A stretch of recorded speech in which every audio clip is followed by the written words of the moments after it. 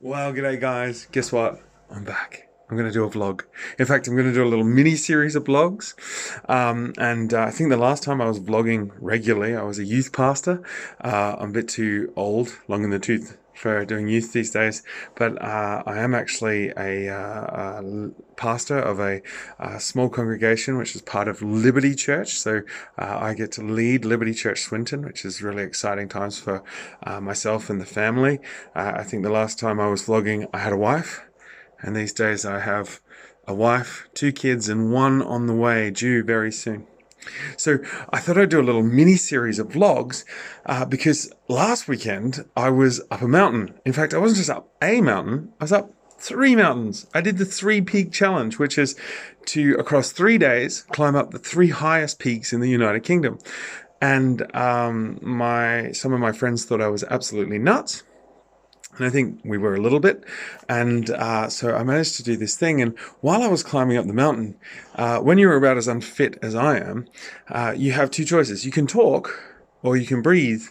And so I chose the latter, but it left me with lots of time to think. And as I was climbing up these mountains, I started thinking about various things and so this is what these vlogs are about, just some of my rambling thoughts about life, following Jesus, and climbing mountains. So let's start with the first thought. So I don't know, I may do four, and I don't know if I'm going to be very regular, but we'll see what happens. So um, yeah, so we started and we climbed three peaks. The first one was Ben Nevis, and then we climbed up Scafell Pike in England, and then we climbed up Mount Snowdon in Wales, and of course Ben Nevis is in Scotland. So we climbed up those three peaks, and so we had to start at like 4 o'clock in the morning on our journey to Scotland, and we drove from Rotherham up to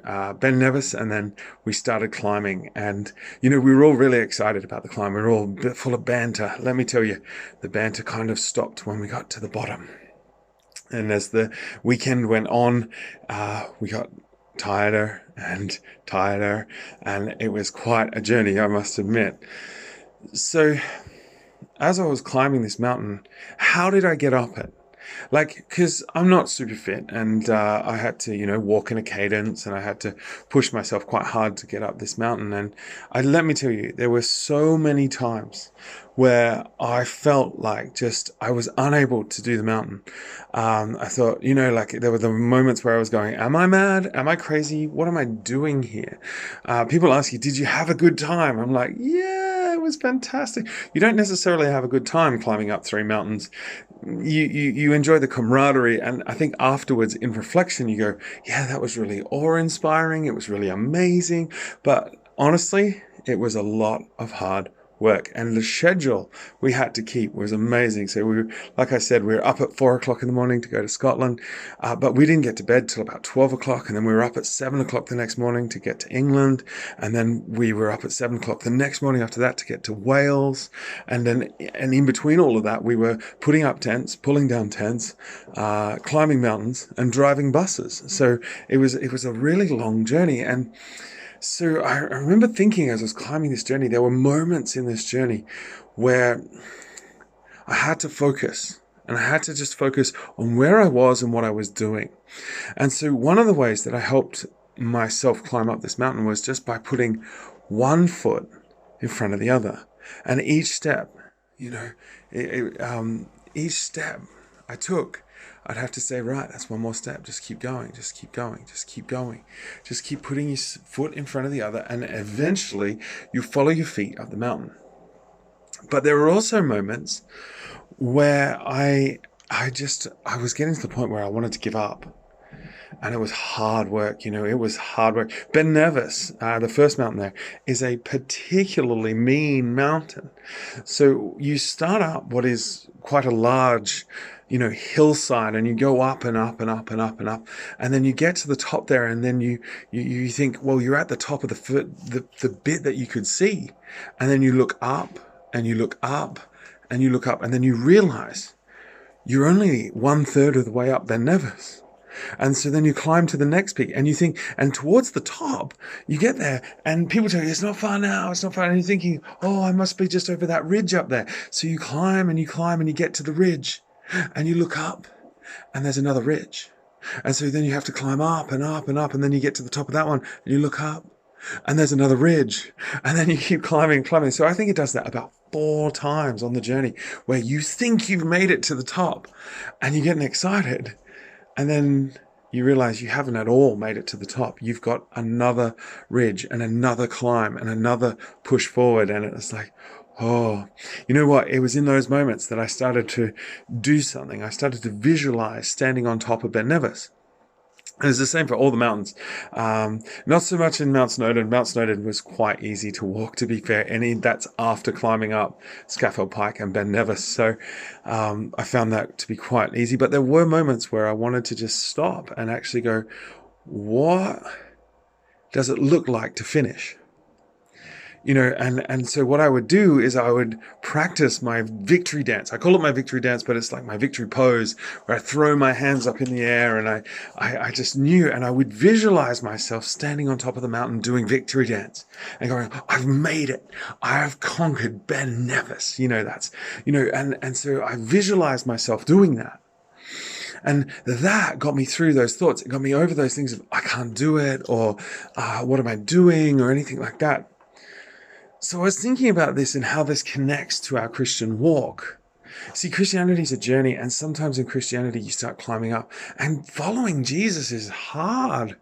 It's not, you know, like, I think when we first come to Jesus, like when we first got to the bottom of Ben Nevis and we'd been joking and laughing and having such a great time, and we first come to Jesus and we think this is amazing. And then as we're walking along the journey, we come across things that are hard, that are so hard to do. And so I think one of the things that Paul even writes in his book, in Philippians 3:13 and 14, it says this, but one thing I do, forgetting what is behind and straining toward what is ahead, I press on towards the goal to win the prize for which God has called me heavenward in Jesus Christ. And I think this is similar in our Christian walk. Sometimes we have to stop. And when we're going, I'm not sure about following Jesus. I'm not sure about the journey of faith that I'm on. I'm not sure about all of this stuff. Then we have to stop and go, what does it look like when we get to heaven? Because we're being called to run a race. We're being called to walk a journey with Jesus. And sometimes on the journey, it gets tough. And so many people want to quit. And I have so many friends of mine who are on the side of the road, or they've turned 180 degrees and they're walking back the other way. Now, I saw people on the mountain doing this. I saw people halfway up Ben Nevis turn around and go back. I, in fact, chatted to a lovely German couple who were climbing Ben Nevis, and they said they actually started walking back 10 minutes. And then changed their mind and decided to go to the top. Now, they made it to the top eventually, but they added 10 minutes down travel and 10 minutes up travel back. And by the way, going down is actually, this is surprising, but going down a mountain is actually a bit more difficult than going up it. It's more painful. It's just harder on your knees and stuff like that. So I found that very interesting as well. But like, as we journey through our faith, so many people are on the have started out strong and they're banterous and they want to win the world for Jesus, you know, but they forgot to remember the victory dance that's coming. And so then the pressures of the now, the steps that we're taking now. And yeah, it's kind of this dual focus. And sometimes you hear preachers talk about this. It says you don't want to be too heavenly focused, you know, because you sit down and you do nothing. You don't want to sit down and do nothing and wait for heaven. Well, I agree with that. Because we've got to keep walking to get there. We've got to run the race. You know, I'm starting to run out of time, so I'll just be really quick on this last point. You know, like when we went up the mountain, we were prepared. We had boots, we had water. I was carrying 4 liters of water with me. You know, I had backpack, I had my lunch, I had my sugary snacks, because, you know, you need that to help you get up a mountain. And we were really prepared. And I saw people on the journey who just weren't prepared. And part of the reason why they didn't make it up the mountain was they weren't prepared to get there. So 2 things I think that for our Christian walk is, 1, we've got to really just concentrate sometimes in those hard times on putting one foot in front of the other and continuing to follow Jesus. The second thing I think we need to do is actually remind ourselves of what our victory dance is going to look like. It's going to look like Jesus with his arms wide open saying, well done, my good and faithful servant. Because if you've ever served in church, if you've ever lived in church, if you've ever been a part of church, you will know that it's tough sometimes. And so sometimes I think we have to remind ourselves of what we're doing. We've got to forget what's come behind us and look forward to the goal and go, our victory dance is going to be this huge hug with Jesus at the end when we finally get to heaven and we finally get there and Jesus hugs us and says, well done, my good and faithful servant. So this is just one of the thoughts that I had about our Christian faith. And as we keep walking the journey with God, let me just encourage you, if you're in a hard spot, look up to Jesus and remind yourself of where you're going, because there is nothing like summiting a mountain.